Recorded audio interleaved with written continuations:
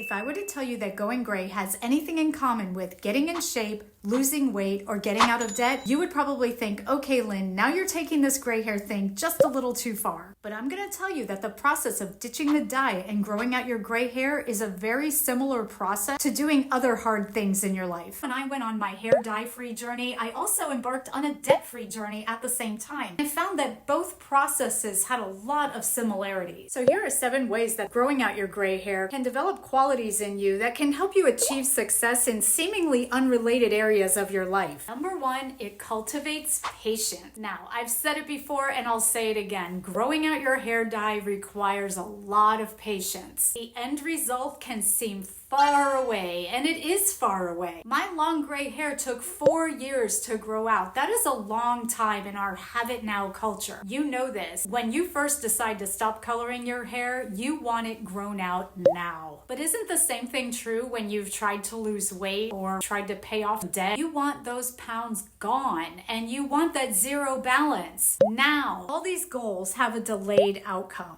You step on the scale and those pounds don't seem to move despite your new diet and exercise routine. Similarly, you've been trying to cut your spending or putting extra money towards your debt, but that number just doesn't seem to move fast enough. And you decide to go gray, and you have to deal with that awkward grow out for a long period of time where your hair suddenly seems like it stopped growing. Frustrating. But know this, through this process of slow and steady change, that a life-altering transformation happens.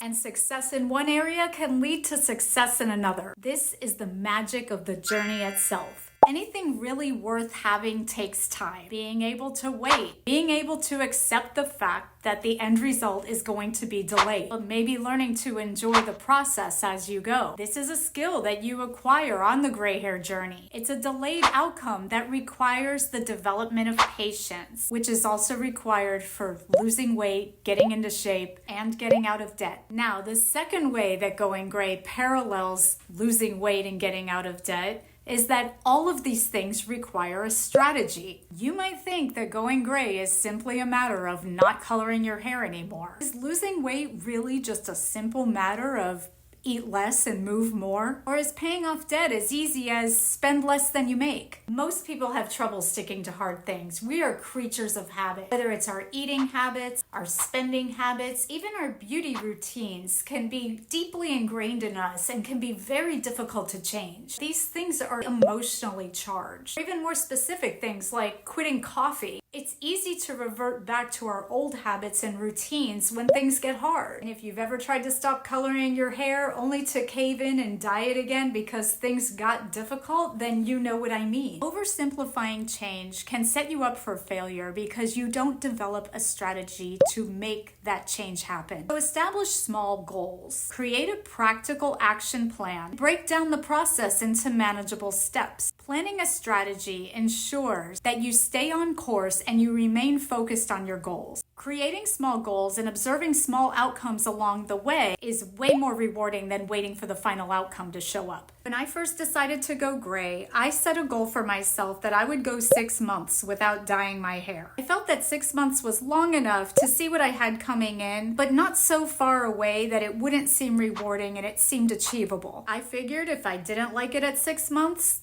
I would just dye it again. Well, I didn't dye it again, but at 9 months, I decided to have it professionally color blended as a strategy to keep me on the journey. When I decided to pay off my car early, I created realistic goals that I could stick with. Yes, I began budgeting. I created a budgeting strategy where I controlled and tracked my spending that got me to pay off a 5-year loan in just 2 years. Now I currently have some fitness goals, and I'm using all of these concepts to achieve success in this area of my life. And the third way that the gray hair journey is similar to a fitness journey or a debt-free journey is that all 3 of these require planning. Successful transitions to gray hair, weight loss, and debt freedom demand careful planning. What gray hair grow out technique will you use? Will you go cold turkey? Will you be open to using other strategies, like maybe getting your hair color blended? Will you be adaptable when things get hard? If you want to get out of debt, what tools are you going to use? Will you use a spreadsheet? Will you budget? Will you create a budget that you'll stick to? Will you find additional sources of income? How will you handle the urge to impulse spend? trend. Losing weight or fitness is your thing, you'll be wanting to meal plan. Find methods that work for you to deal with emotional eating and food craving, incorporating more mobility into your lifestyle for real lasting change. And this is related to number 4, which is tenacity. Tenacity is a key to success. Whether you're growing out your gray hair or shedding pounds or conquering debt, setbacks,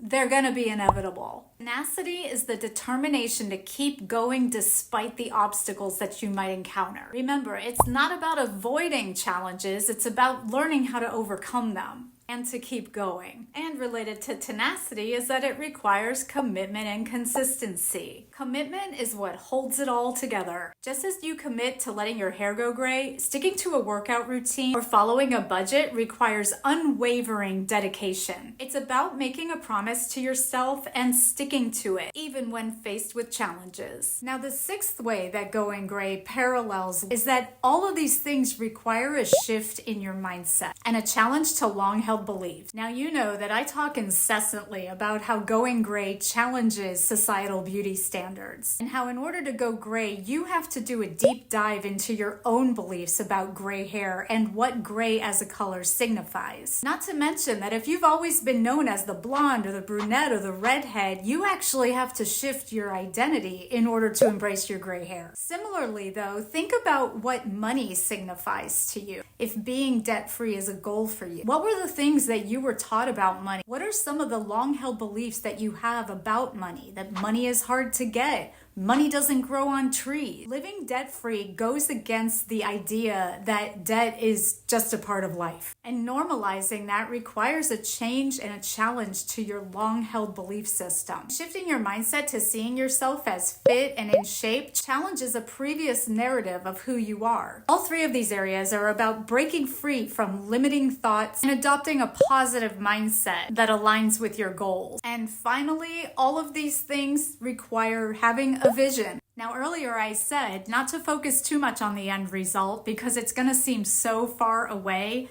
that it's going to seem almost unachievable. But none of this is really going to mean anything if you don't have some idea of what the end result is going to be like. It's important to have vision. Envision yourself with that full head of gray hair, or in a more fit body, or being debt-free. Comment below if you want more tips and encouragement on any of these topics. Until next time, thanks for watching, and I'll see you in the next video.